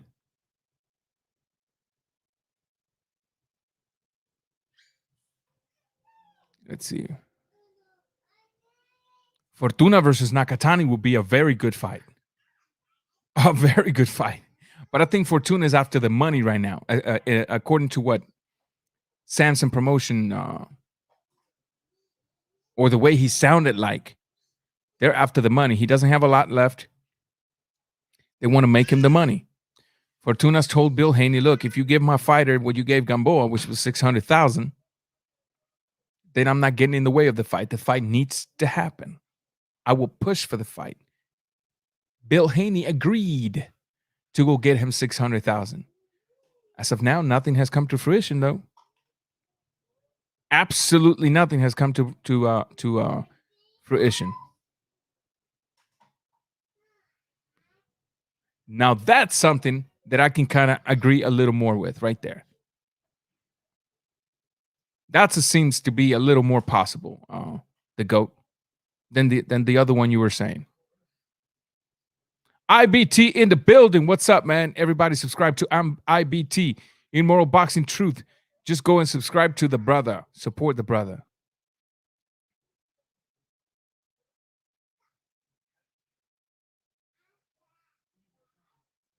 I agree with you, brother. If you go back from the beginning when you get a chance, you'll see the points that I presented. You'll see the possibilities or the possible reasons as to why Spence sold out a little more than Canelo in his last fight. I had to present everything with evidence and not just narrative pushing because I don't want you guys getting infected. We still have no cure, immediate cure for that type of disease unless you're listening to truth and nothing but truth.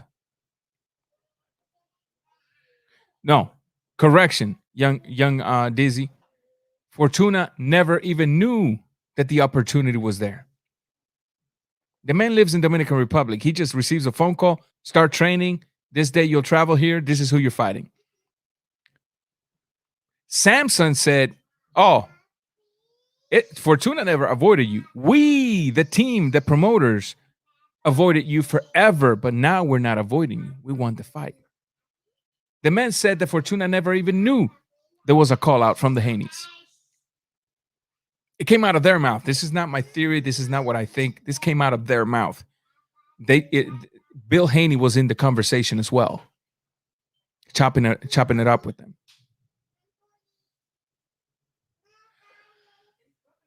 The GOAT, maybe, but it could also be that they're believing Bob Arum. And Errol is not only after glory, he's also after the paycheck, which I can't knock him for. And if right now it's not as rewarding as it is risky to take that fight, maybe he doesn't want it. Who knows? Who knows?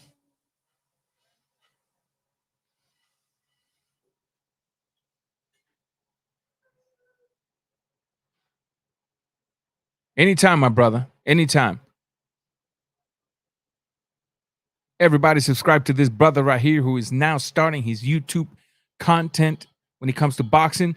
Just go over there and check him out. If you like his content, hit the subscribe button, activate the notification bell, and enjoy. Enjoy. I can only send you over there, but ultimately it's completely up to you guys. Every time I send you to a certain channel, it is your responsibility to investigate what they do, figure out if you like it. If you do, hit that thumbs up, activate to their channel, and also activate the notification bell. Chad Pettis, I think Benavides has fast hands, bro. Up the middle too. Yes. Benavidez is lacking a little bit of movement and a little bit of inside game, though. But I agree with that. Beast Killer at chat. He just has power. And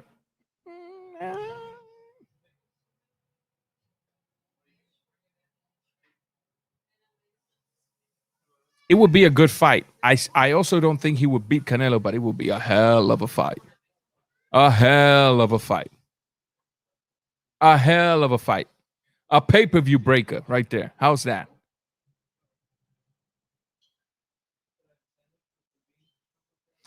Thank you. That's what I was saying at the beginning of the live, Maestro. Thank you. They're leaving that very important fact out because they know if they include that, their narrative crumbles right in front of their eyes. Thank you. That's what I've been saying. And you know another thing they're leaving out, Maestro? The financial option. They cannot technically count those numbers until the 4 months are up because they got a 4-payment installment on those pay-per-view purchases. So there's numbers that haven't even been counted because they haven't been fully paid yet.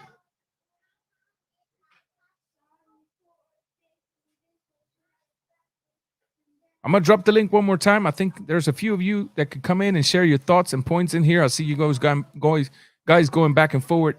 See, talking to Rapstar, that the British is kind of sticking to me. I was saying, you guys. I've seen you guys talking on the chat, going back and forward.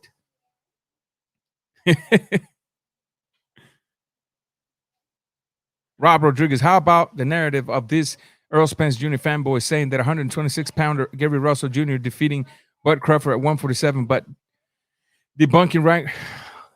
No, stop it. See, I didn't know that. Stop it. If they're saying that Gary Russell Jr. can defeat Bud at 147, the man that couldn't even defeat Lomachenko, stop it, man. Are you serious, Rob? They're saying that? Wow. See, people, this is what I mean. You guys think I'm just saying, oh, don't go over there because no, man. Did you just see that? That's ridiculous. The GOAT Spence has his back against the wall. No one wants to see Ugas versus Spence. I shouldn't say nobody. I want to see Ugas versus Spence, even though it's not the fight that I would prefer, but I want to see it. Pacquiao was never gonna fight Spence. He's too old. Spence says he doesn't want to fight Thurman. Crawford is the only option. Scared. Maybe. But like I said, the link is there. The link is there. And here it goes again. Everybody here can tell you I'm not the type of channel that's going to block you for having a different point of view, nor will I cuss at you or disrespect you, nor will I time you out, nor will I mute you. Open platform. Whoever wants it can come in here and share your point of view. We can share a conversation, a dialogue. And therefore, there's the link right there. Some of you are just a little too concerned tonight. Damn, should I go in? Should I not? What am I going to say? Well, damn. Hey, if you have enough thought to post it on the chat, you should have enough thought to bring it out your mouth without limitation, because I know when you're typing, you got to limit yourself. Barbershop Junior. LWC, salute to the... Appreciate you, man. I don't know who you are, but you've changed your name again today, but I appreciate you. I swear, brother, that's a narrative they were continuing. So they're actually having the nerve to look at you in the eye and say that if Gary Russell Jr. moves to 147 pounds, he will continue. He will beat Bud Crawford. I wish I had him in front of me so that I can smash this can in their face, sink my elbow into their teeth. Disgusting. Beast Killer, bro. I would join your live, but my phone is about to die next live for sure. New sub. Keep up the good work. I appreciate you, Beast Killer. Hey man, keep your eyes open for those lives, man. I just pop them randomly. I don't have a set schedule, so I cannot schedule this lives days in advance or nothing like that. It's sometimes is hours in advance. So I appreciate you, even if if your phone dies. Have a good night. Thank you for being here, chopping it up with us, man. And hopefully next time you can join us. Chad Perez. I'll get on in a little later. Finish work. No problem, man. I may not be here, but it doesn't matter. I know you supporting the channel, so I appreciate you, man. I really, really appreciate you.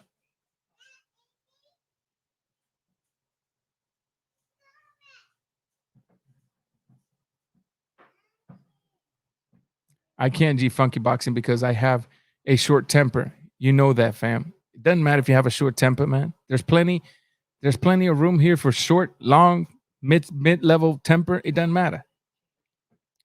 Come on in. You just come on in and share your thoughts. I'm about to finish here in about 15 minutes if nobody else joins in.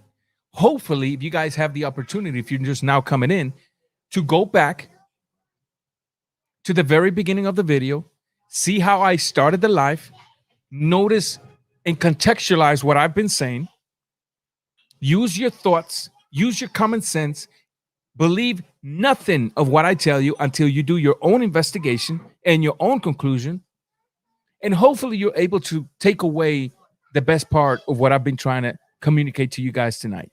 When listening to these channels, do your own investigation. For those that are content creators, when creating your content, do a thorough investigation before opening your mouth. Unless you have decided in your mind to purposely lie to your subscribers, to purposely push a false narrative in order to create the spews for the views. Are you good, brother? All I can do is offer. The doors are open. Come on in. And you're not obligated. Absolutely not. You're not obligated. I just say, I see people having different points of views, and I'm all for freedom of speech, 100% freedom of speech, 100% being able to share your thoughts. Come on in here and chop it up with us. It's the Raw House. Raw House. The GOAT. Mikey would beat Boots Ennis. Yeah, I said it. Ooh, you're saying that because your phone's about to die. I got you. So I see. Next time you come in here, and I'm pretty sure I know of 2 guys that would dispute that. My rent is due. I need Can you say Shooter's black? Nah, man. I'm not gonna say that. I don't tell my peoples to.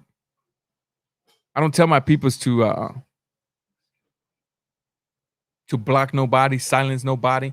As you can see, nobody has ranches, mainly because I don't know how to do it. I really don't. I'm in contact with G Funk, and I'm gonna talk to him a little later. Rap star in the building. Rap star in the building. What's going on, my brother from England? The man that was being accused of being from Bristol. Sorry. Sorry, my brethren. Sorry, my friend. Rap star. Salute everyone from England.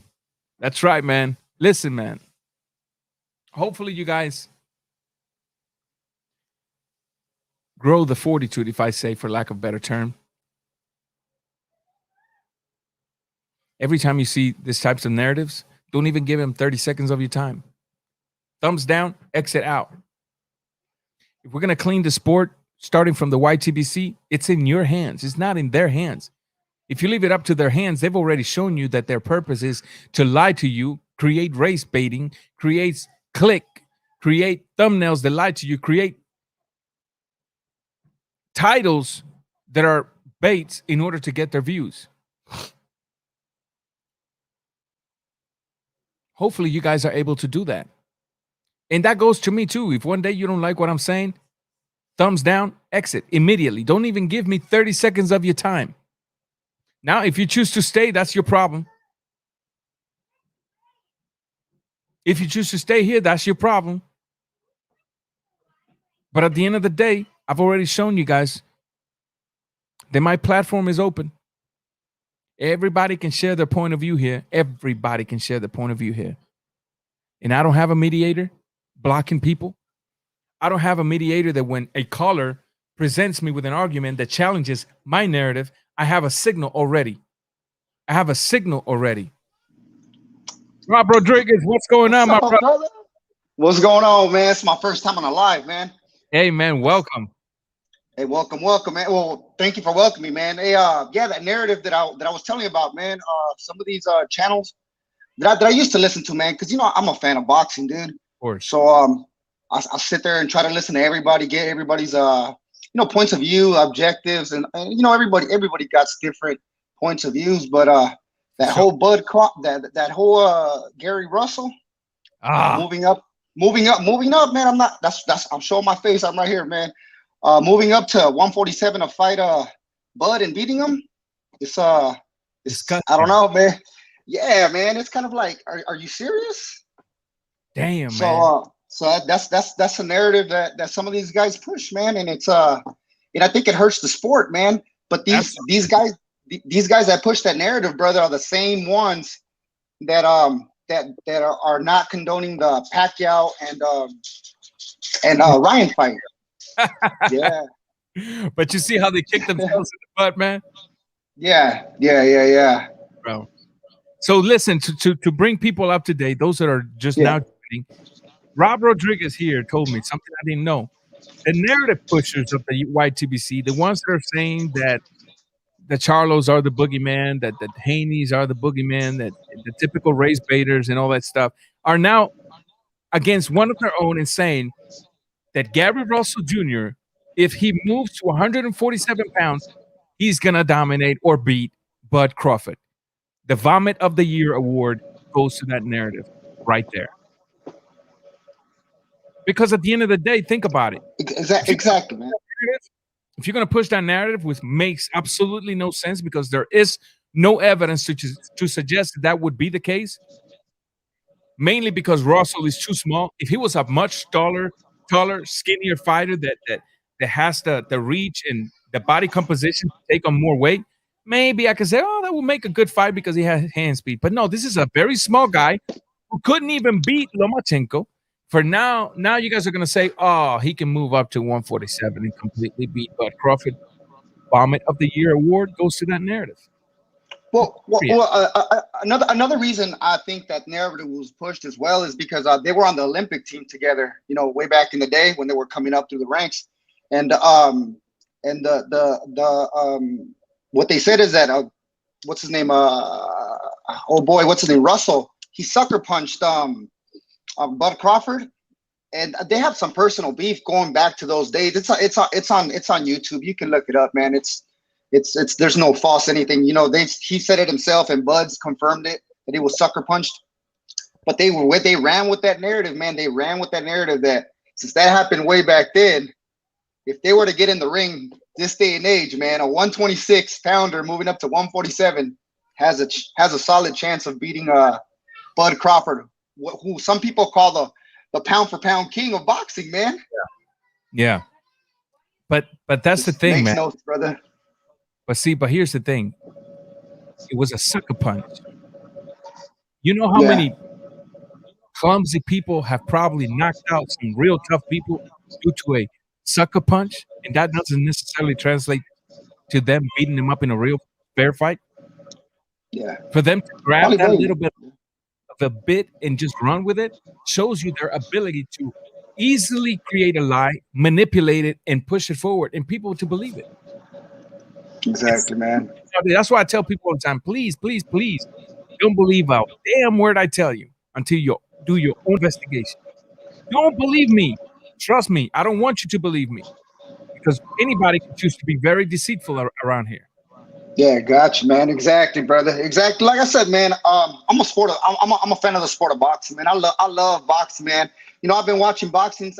Mexican American. So I grew up watching Chavez, Camacho, Asuma Nelson, man. Some of these people are in Madomero Paez, Mi vida loca, Tapia. Yeah, there you go, man. Mi vida loca Tapia, Johnny Tapia from Albuquerque, New Mexico, man. Woo.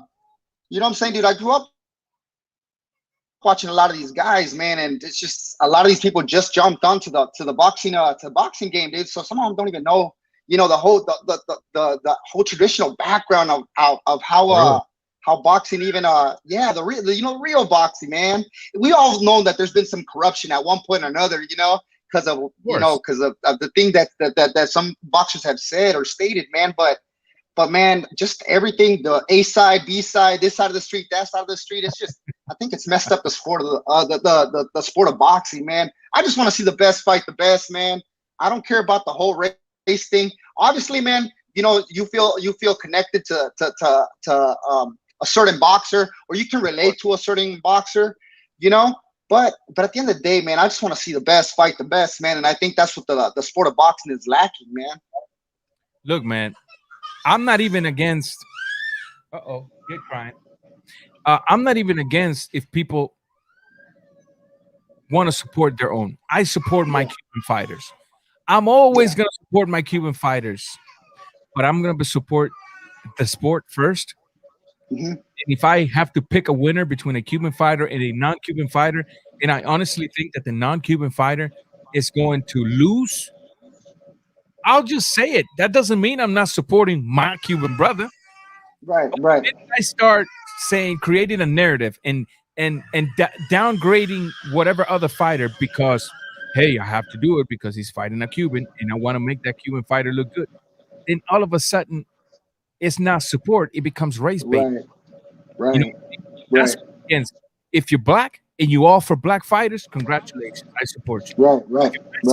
And you all for Mexican fighters, congratulations, I support you. If you're British, whatever you are, but keep it real.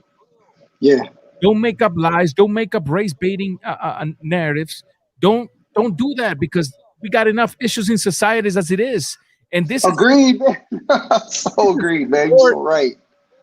This is a sport we all use to decompress. The YTBC is a spot where we're using to decompress. Right. So if you're gonna bring those issues in here now, then what do we have left to decompress? We're stressed out there, and then we're stressed when we're watching YouTube. Right. And all they have to do is one simple thing: choose to be honest with yourself first, and then that honesty will translate out through your mouth into your subscribers. But you know what it is? That the honesty is not popular, and honesty does not produce money. Racism is very lucrative. Lies are it's a very good tool to manipulate people into coming back and keep clicking that thumbnail. That's all it is.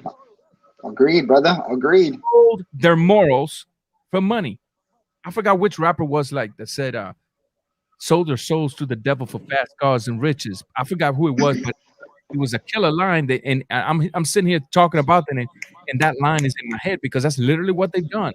They've abandoned truth. They've abandoned their own moral values just because they want you to click that video. Look, Raw Boxing, check it out, brother. Earlier on, when I made the first statement, when I came onto your live, man, I don't care about, like I said, I don't care about these boxers' money, man. It doesn't go into my bank account at the end of the day. When I check my bank account, it doesn't say I got Canelo's purse in my bank account. I don't care, man. You know what I'm saying?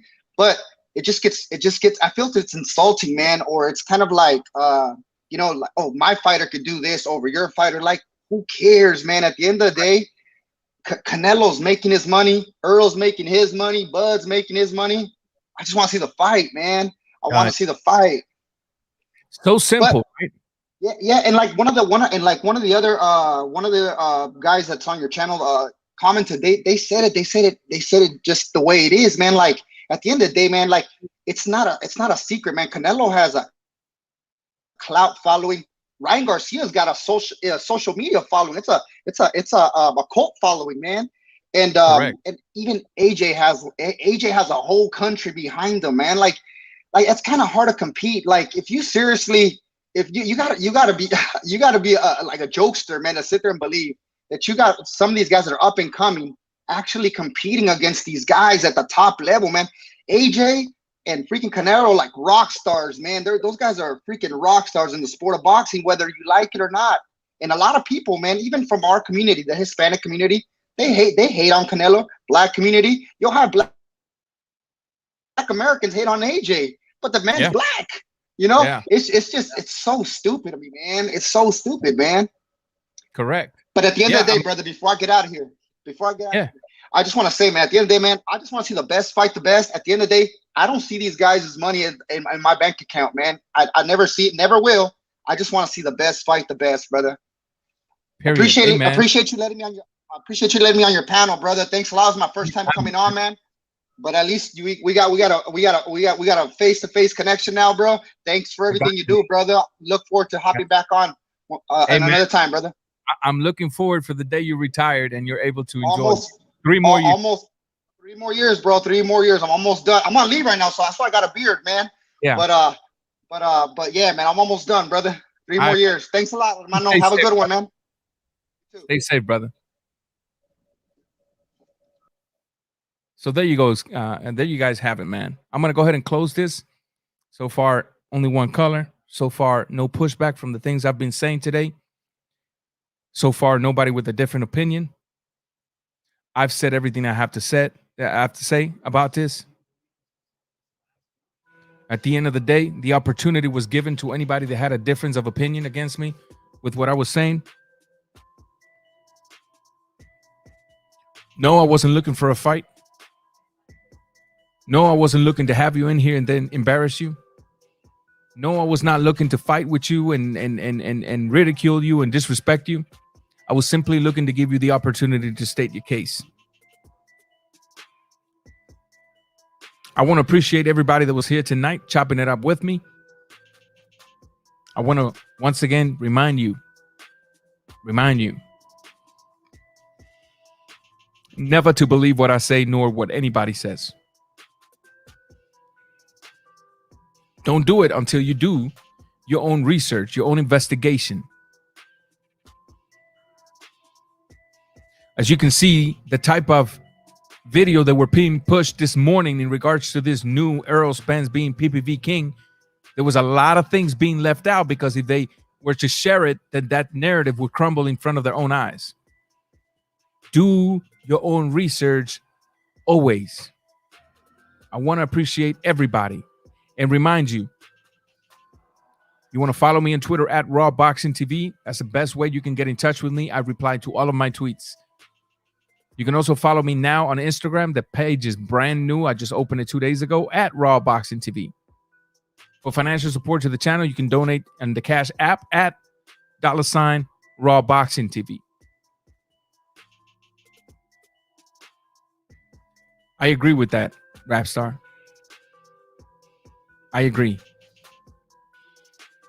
The truth is the undisputed king of the world. Can't nobody beat the truth. So for now, guys, that has been it. I hope you guys have an excellent night. I might be live tomorrow if I'm back. If I'm not, I won't be. So until then, keep chopping it up. Keep supporting the good channels and ignoring the bad ones. Raw Boxing TV, we are out.